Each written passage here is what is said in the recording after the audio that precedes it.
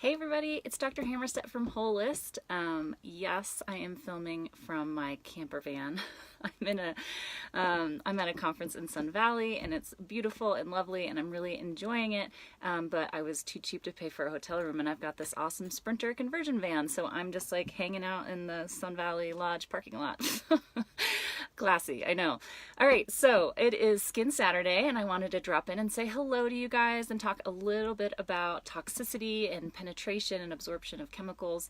We all know that parabens and chemicals shouldn't be ingested, but what about on skin? And it's a little bit hard to know because there aren't a lot of studies on this kind of stuff.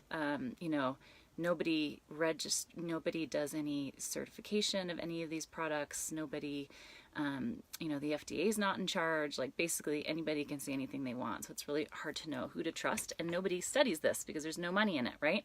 But there have been studies that shown that newborns in their umbilical cord blood have over 400 chemicals in them already when they're born, chemicals and toxins. So definitely some are being absorbed and penetrating. And so we need to kind of figure out for ourselves, how they're getting in there, because obviously, your fetus is not eating food.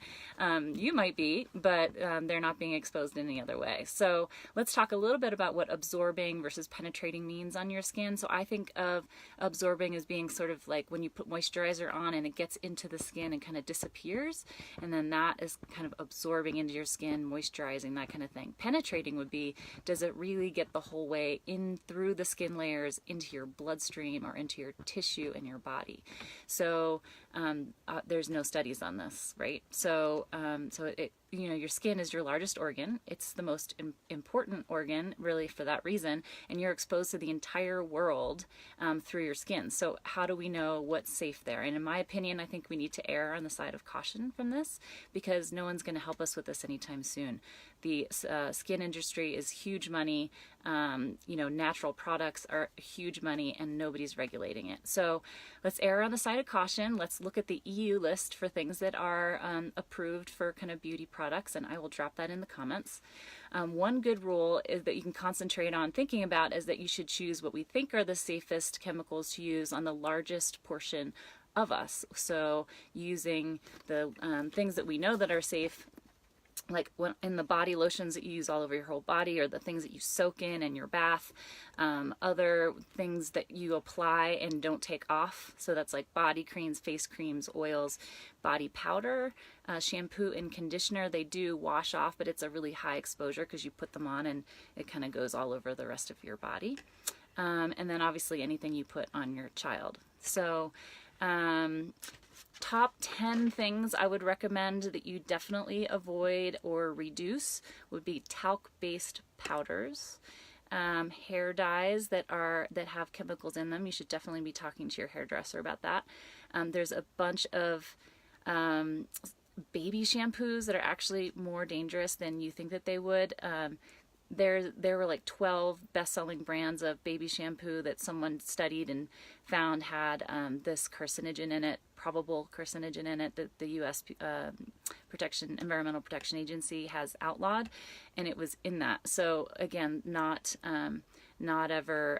really regulated. So we got to look for us yourself. That particular chemical is called 1,4-dioxane, but the problem is that they don't require it to be listed on those, so you need to do your work on that. Other thing, number 4, bubble baths, like I said, because you're laying in it, soaking in it.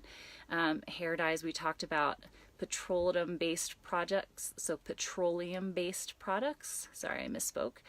Fragrances, deodorant, skin primers that are made with silicone or other con products, and baby wipes. So I'm going to put a plug in here for Lume deodorant, Lume. I think you guys probably saw me interview her a couple months back. She's a gynecologist that created Lume deodorant. It's all natural. It actually works to decrease the bacteria that are being produced in your axillary, your armpits, and in your genital area, so that you actually don't make the smell, which is pretty awesome. So that's totally safe. I would recommend that.